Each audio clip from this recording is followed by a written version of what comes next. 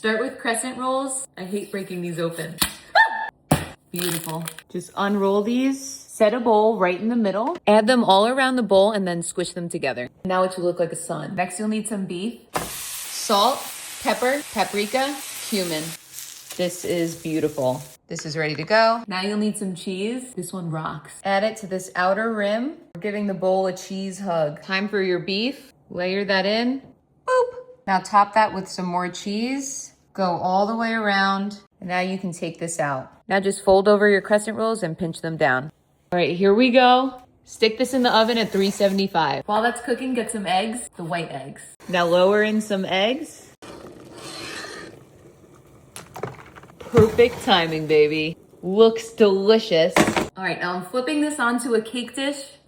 Beautiful. The perfect size dish. I was a little worried at first. Now you'll need some water. Dye it your favorite colors. I made extra eggs because I usually at least crack one. Beautiful. All right, these are all done. This looks great. Last step, and I'll give you a hint. What did the Titanic hit?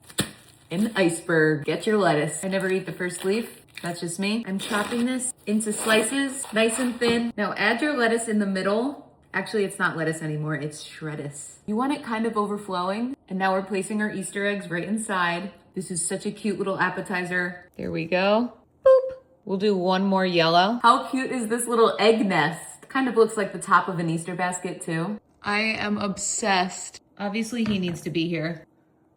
You can even add some flowers if you want. Looks so cute. Happy Easter, everyone.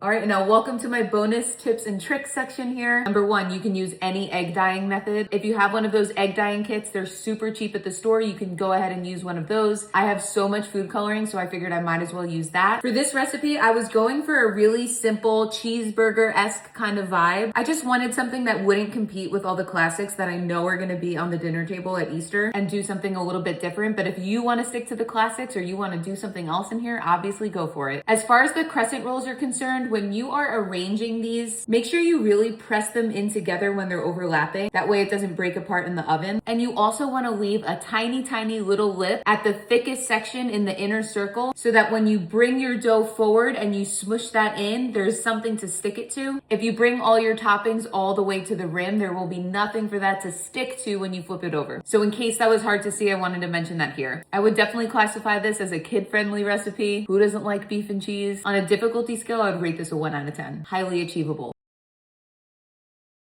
I love the presentation. And then tell me, do you think that this is an egg nest or do you think that it's the top of an Easter basket? Could go either way because this looks woven. So I was like, I wonder which one I feel like this is. Hope you all love this one. If you aren't already subscribed to my channel, please hit subscribe. And thank you so much for watching. I hope you've been enjoying all of my recipes and crafts. Happy Easter.